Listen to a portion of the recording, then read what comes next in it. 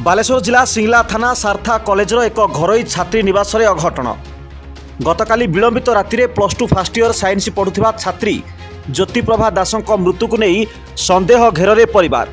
मृत्युर कारण अस्पष्ट थिबा बेले पुलिस तदंत जारी। सूचना अनुसार सिंगला थाना इड़दा पंचायतर कालंदा ग्रामर सनातन दासों झील ज्योतिप्रभा दास दुर्गा पूजा छुट्टी घर को आसी गत 10 तारिख में मेस को फेरी। विद्या रेसिडेंटल को कोचिंग एकाडेमी मेस रे ऊपर भागरे झील पिला रहुथिबा बेले तल भागरे पुओ पिला रहुथिबा जणा पड़िछि।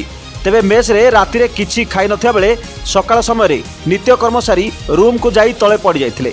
तांको पाटिरु फेण बाहरुथिबा देखि तुरंत बालेश्वर सरकारी मेडिकल को निया जाइथिला। हेले मध्य तांकर मृत्यु घोषणा करथिले डाक्टर। एने कॉलेज कर्तृपक्ष घटना संपर्क में किछि जानि नाहु बोली कहिथिले। मृतकर सहपाठी माने प्रबल एसिड रु मृत्युवरण करथिबा कहिसंती। तेबे झीर मृत्युर कारण अस्पष्ट थिबा बेले परिवार पक्षरु कोनोसी अभियोग होई नाही। घटनारे पुलिस तदंत जारी रखिथा बेले पोस्टमार्टम परे प्रकृत सत्यासत्य जणा पड़ियो बोली आशावादी अछंती मृतकंक बंधु माने।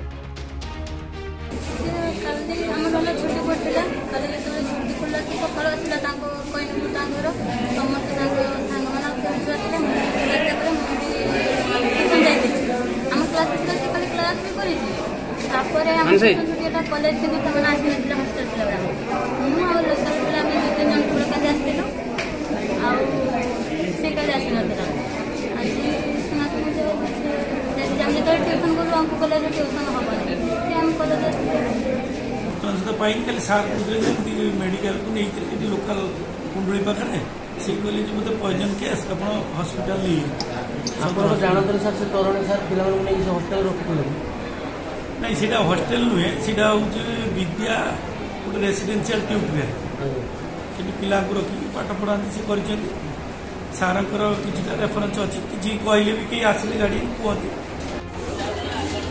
बालियापाड़ू दिलीप जेना को रिपोर्ट G99 न्यूज। सपक्ष विपक्ष ऊर्ध्वे G99 न्यूज।